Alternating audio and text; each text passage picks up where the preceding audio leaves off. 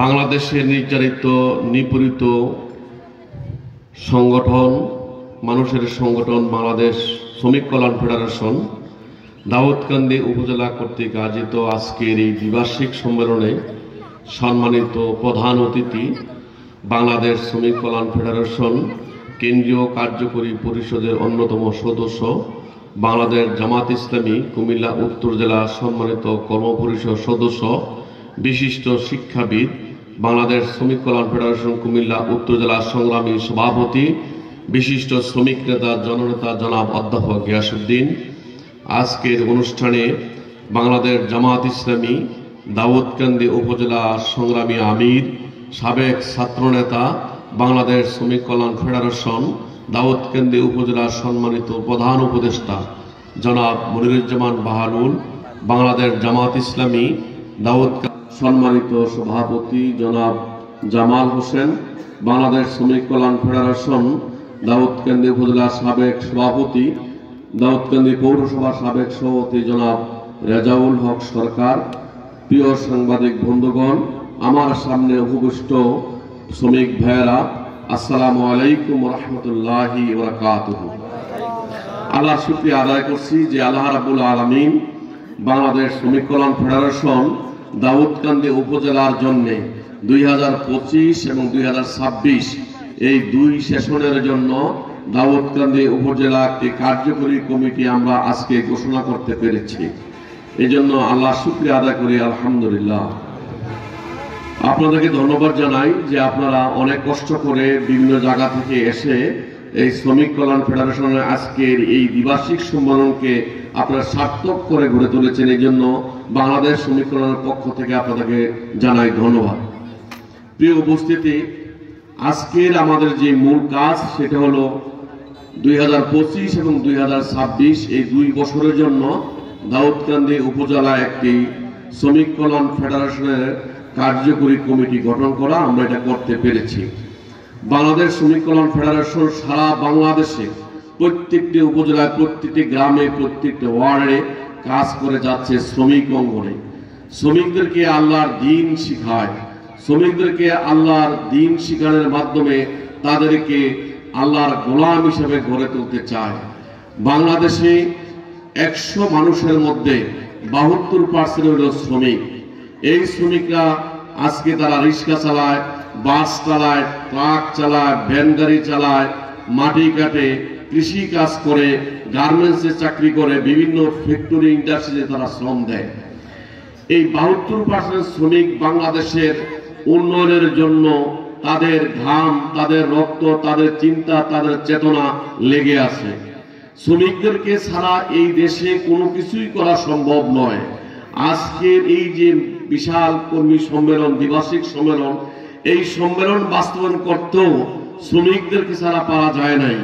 এখানে যারা চেয়ারগুলো নিয়ে এসছে তারা শ্রমিক, চেয়ার যারা তৈরি করেছে তারা শ্রমিক, এই বিশাল সামিয়ানা যারা তৈরি করছে তারা শ্রমিক, এবং যে রিক্সা দিয়ে আমরা এসেছি তারা শ্রমিক, যে গাড়ি দিয়ে এসেছি সে তারা শ্রমিক।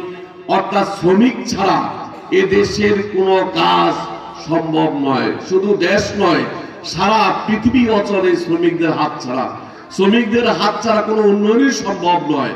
শ্রমিকদের হাত ছাড়া কোনো জাতি প্রতিষ্ঠিত হতে পারবে না। বাংলাদেশ শ্রমিক কল্যাণ ফেডারেশন এই জন্য সারা বাংলাদেশের শ্রমিকদেরকে ঐক্যবদ্ধ করছে। কেন? যে তারা হলো সবচেয়ে বেশি নির্যাতিত। বাবার কাছে যেই সন্তানরা সবচেয়ে আদরের, সেই সন্তানটাই হয় সবচেয়ে বেশি নির্যাতিত। এদেশ গঠন করার জন্য সবচেয়ে বেশি ভূমিকা হলো শ্রমিকের, কিন্তু এই শ্রমিকদের ঘাড়ে পাড়া দিয়ে, এই শ্রমিকদের ঘাম বিক্রি করে, শ্রমিকদেরকে সারা বছর কাজে লাগিয়ে খাটিয়ে এদেশের অসংখ্য কুচক্রী মহল আছে যারা হাজার হাজার কোটি টাকার মালিক হয়েছে, যারা দেশকে ছাড়ি দিয়ে আজকে বিদেশে তারা একটার পর একটা বাড়ি করে যাচ্ছে, অথচ তাদের দেশের শ্রমিক আজকে না খেয়ে মারা যাচ্ছে। তারা আজকে বাজারে গেলে তাদের মাথায় হাত, তারা 1 কেজি চাল কিনলে ডাল কিনতে পারে না, ডাল কিনলে তারা তরকারি কিনতে পারে না, তরকারি কিনলে তারা মাছ কিনতে পারে না, তাদের ছেলে মেয়ের মুখের দিকে তাকানো যায় না, তাদের মুখ শুকানো। কিন্তু ওই কুচক্রী মহলগুলি আজকে দেশ থেকে হাজার হাজার কোটি টাকা পাচার করে কাদেরকে খুশি করতে চায়? যাদেরকে খুশি করতে চায় আজকে তারা এই বাংলাদেশে বিভিন্ন ভাবে চক্রান্ত করে যাচ্ছে। ঠিক না বেঠিক? এই চক্রান্ত মোকাবেলা করতে হলে একমাত্র দরকার আল্লাহর উপর ভরসা এবং শ্রমিকদের ভূমিকা। এই দেশে 47 সাল থেকে শুরু করে 57, 57 থেকে শুরু করে 71, 71 থেকে শুরু করে 2024 এই সব কয়টা আন্দোলনে বিজয়ী হওয়ার জন্য দায়িত্ব ছিল, কর্তব্য ছিল, শ্রম ছিল, চিন্তা ছিল, জীবন ছিল শ্রমিকদের। অতএব আগামীতে এদেশে ইসলামী বিপ্লব আমরা করতে চাই। এই বিপ্লব করার জন্য, এদেশের মানুষের শান্তি প্রতিষ্ঠার জন্য, মানুষ শান্তিতে ঘুমানোর জন্য, মানুষ তার অধিকারকে বাস্তবায়ন করার জন্য শ্রমিকদের দায়িত্ব ছাড়া এই কাজ করা সম্ভব নয়। যার জন্য বাংলাদেশ শ্রমিক কল্যাণ ফেডারেশন আজকে মানুষের ঘরে ঘরে, প্রতিটি স্ট্যান্ডে, প্রতিটি বাস কেন্দ্রে, প্রতিটি বাজারে, প্রতিটি ঘাটে ঘাটে, রোডে মাঠে বাংলাদেশ শ্রমিক কল্যাণ ফেডারেশন আল্লাহর দ্বীনের কাজের মাধ্যমে তাদেরকে সংগঠিত করে যাচ্ছে। প্রিয় ভাইয়েরা, একজন রিস্কাওয়ালা একা একা খুব দুর্বল, অসহায়, কিন্তু 5 জন রিস্কা যদি একসাথে হয়, 5 জন রিস্কার ড্রাইভার যদি একসাথে হয়, তাহলে সেখানে যে কোনো সন্ত্রাসী পরাভূত। ঠিক না বেঠিক? আজকে বাংলাদেশ শ্রমিক কল্যাণ ফেডারেশন হুঁশিয়ার করে দিতে চায়, যারাই ক্ষমতায় আসতে চায়, যারা ক্ষমতায় বিদায় হয়ে গিয়েছেন, তাদেরকে বলতে চাই, চাঁদাবাজির মাধ্যমে আর জুলুম সৃষ্টি করবেন না। চাঁদাবাজির মাধ্যমে মানুষকে হয়রানি করবেন না। একজন শ্রমিক সারাদিন 300 টাকা রোজগার করে, 100 টাকা চাঁদা তারা দিবে না। তারা 300 টাকায় নিয়ে তাদের ছেলে মেয়েকে নিয়ে তারা ঘরে আসতে চায়, তাদের ছেলে মেয়ের মুখে তারা হাসি ফোটাতে চায়।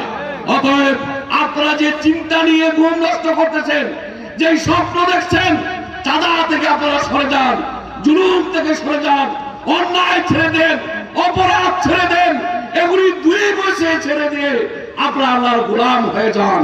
আসুন আমরা বাংলাদেশ শ্রমিক কল্যাণ ফেডারেশনকে দাউদকান্দি উপজেলায় একটি শক্তিশালী সংগঠন হিসাবে প্রতিষ্ঠিত করে এদেশের মানুষের শান্তি আমরা দেই।